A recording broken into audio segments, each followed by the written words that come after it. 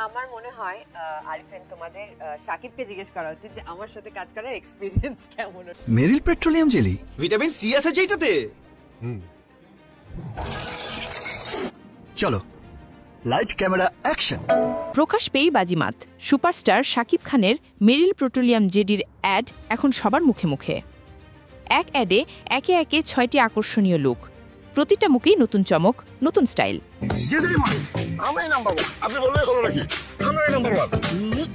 Number 1 হচ্ছে মেরিল petroleum jelly. Shakib খানের এই ম্যাজিক দেখে মুগ্ধ কলকাতার তারকা মিমি চক্রবর্তী, কিন্তু তার চোখে একটু আক্ষেপও।